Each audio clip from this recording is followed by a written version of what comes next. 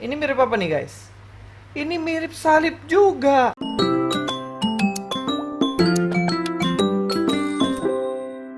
Assalamualaikum, selamat datang kembali di channel ini. Kali ini kita akan bahas satu fenomena yang terjadi hari ini, masih anget-angetnya guys. Yang mana ada satu kelompok yang takut lagi atau fobia terhadap sesuatu hal. Fobianya bukan sama ular, bukan sama ulat, bukan sama kecoa, bukan sama kucing, tapi fobianya ini sama simbol salib guys. Dan berita ini muncul lagi dari Solo yang dulu pernah rusuh juga, ricuh gara-gara simbol salib yang ada di jalan di Solo. Sekarang simbol salibnya muncul di logo peringatan ulang tahun RI yang ke-75. Saya nggak tahu juga ya kok bisa-bisanya dikaitin nama salib, padahal bentuknya juga nggak kayak salib gitu guys. Makanya kita penting untuk kita bahas bahwa nggak semua yang berbentuk mirip salib adalah salib, dan juga nggak semua logo-logo yang mirip kayak salib itu namanya kristenisasi. Masa orang masuk Kristen hanya gara-gara logo, kan nggak lucu guys. Oke, kita langsung aja bahas beritanya. Berita ini ada tahun 2020 Agustus tanggal 8. Nah, beritanya seperti ini guys. DSKS kritik logo atau desain HUT RI ke-75 mirip salib. Jadi katanya logo yang dipakai ini mirip banget sama salib guys. Mari kita akan cek ke bawah. Nah, ini dia. Foto-foto ini sebagai barang bukti yang mereka pakai untuk menunjukkan bahwa logonya itu mirip banget sama salib. Bahkan di dalam sini dia menuliskan cabut logo dan desain HUT RI ke-75 yang mirip salib. Nah, orang-orang ini, mereka ini nggak tahu kenapa kok takut banget ya sama logo yang bukan salib sih, logo mirip.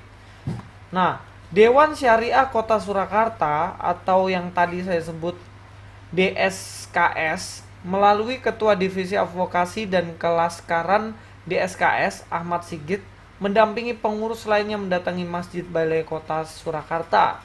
Kedatangan mereka ditemui Sekda Kota Solo Ayani dalam rangka menyampaikan saran, tema, dan logo HUT RI ke-75 yang ditujukan kepada Presiden RI, Kementerian Sekretariat Negara, Gubernur Jatim, Wali Kota Surakarta, dan Majelis Ulama Indonesia. Beberapa alternatif logo dan desain juga telah dilampirkan, namun ada beberapa desain yang terkesan ada simbol agama tertentu berbentuk salib. Telah dicetak berupa MMT yang sudah terpasang di Solo sekitarnya. Masyarakat perlu penjelasan dan sekaligus menyayangkan adanya kesan agama tertentu yang berubah salib dalam alternatif logo dan desain tersebut. Semestinya semangat Indonesia bangkit dan tema Indonesia maju melawan pandemi dan diambang resesi tidak perlu dengan melakukan hal-hal yang kontroversial, berpolemik, membuat gaduh, membingungkan, atau kontraproduktif. Untuk itu kepada Presiden RI, Kementerian Sekretariat Negara, para kepala daerah, baik gubernur, wali kota, untuk bisa bijaksana dalam menggunakan logo dan desain tersebut. Sebenarnya simple gini guys, panggil siapa yang bikin desain itu, lalu tanyain ke dia, ini beneran salib atau enggak. Jangan sampai gini loh, yang bikin desain logo itu nggak ada niat bikin salib, tapi pas kebetulan bentuknya mirip salib, akhirnya dibilang logo agama Kristen ataupun kristenisasi. Biasalah kami dibegitukan, tapi kan ya kita harus teliti dulu, jangan mirip-mirip akhirnya oh ini logo agama Kristen. Mari kita akan cek bener nggak sih logonya kayak logo salib. Nah, ini nih guys, logo ini katanya logo ini mirip salib karena begini nih. Nah, jadinya kayak salib. Tapi yang paling lucu nih guys, ini kan masih ada kotak nih.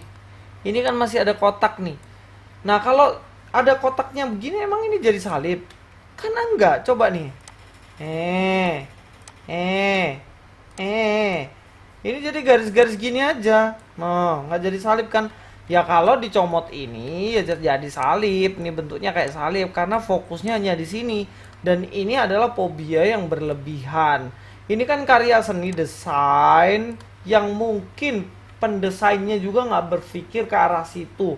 Tapi ya dasarnya orang suka cocok ya akhirnya jadi kayak salib dan berusaha untuk menurunkan salib-salib yang begini. Menyikapi hal itu, spanduk yang sudah dipasang di Museum Keris Solo sudah diturunkan jelasnya.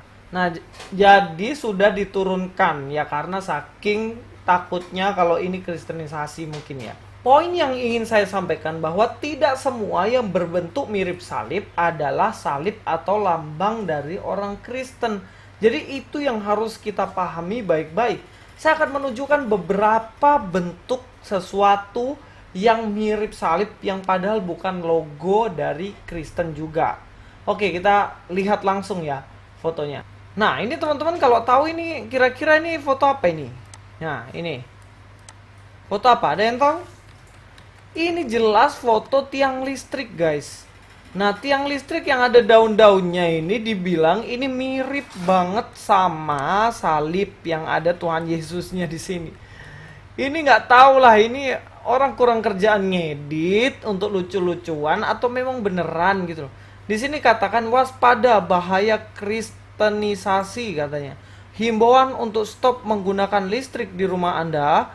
Terbukti tiang listrik merupakan simbol salibis yang selama ini tidak kita sadari. Wah, ini kalau semua orang mesti copot tiang listrik, mana mau orang-orang. Nah, tapi bentuknya kayak salib ini guys. Ya nggak mau lah, pokoknya yang menguntungkan ya dipakai, yang merugikan diturunkan kan gitu. Pokoknya berguna bagi dia, yang penting bentuknya kayak salib nggak apa-apa. Yang nggak berguna ya mesti dikritisi, mungkin kira-kira begitu. Kita lanjut ya.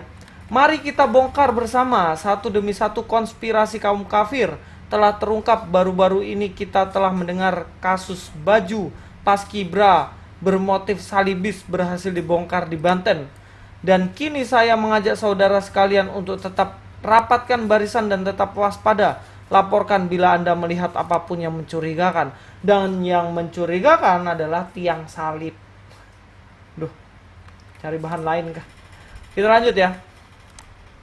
Nah, sebelumnya waktu itu rusuh juga mengenai salib yang ada di Jalan Solo. Ini nih, yang saya tunjukkan ini memang bentuknya mirip salib ya guys. Kalau dari atas ya, mungkin ini kotaknya, kotak plusnya, tapi ini kan masih ada panjang nih. Nah, ini dibilang bentuknya salib. Salib yang ada di jalanan begitu.